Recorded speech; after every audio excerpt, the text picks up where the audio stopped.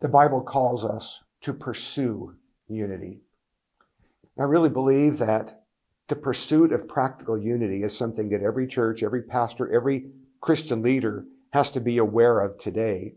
Certainly, we're called to maintain the unity of the Spirit that is ours because we belong to Christ. And so there is a unity that's ours because we belong to Jesus. There's a unity that's ours just because we belong to Him.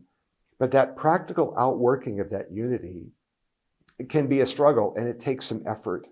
And so that pursuit of unity is something that every Christian leader needs to embrace. That involved, for our setting as in a church, local church, it involved me as a pastor reminding people about what core issues are, about the ways we think differently about things, and reminding us that each of us is responsible in our own heart before the Lord to develop convictions on what I would call non-biblical issues.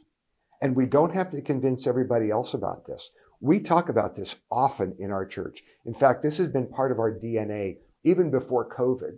So in our church setting, I've talked about this when it comes to things such as how people dress coming to church. It involves use of alcohol. In our cultural setting, there were many who believed that a Christian should not touch any drop of alcohol.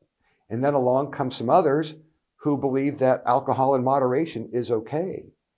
And in order for us to have practical unity, I needed to address those things as a pastor and say, your job isn't to convince the other people that you're right or that you're closer to Jesus than they are. Your job is to have your own conviction, have it before the Lord, and love your brother or your sister. And you don't have to convince them that your way is right. I've said this about the choices people make in our culture in the United States about how we school our kids. Some people believe you should homeschool or Christian school or public school and have convictions about these things. But these issues can be very divisive in a church, and something that I as a pastor have said right from the front, the pulpit, to say, here are some things that we will do, here's some things we'll not do. I want each family to develop their own convictions in these areas, and I want you to love your brothers and sisters who see it different than you. And I don't want to hear out by the coffee machines or in the foyers we're walking around, I don't want to hear comments about how smart your kids are because they were schooled the following way, whatever your favorite way is. I don't want to hear disparaging remarks about who can and cannot spell. Those are unkind and unnecessary. And I've said that very directly.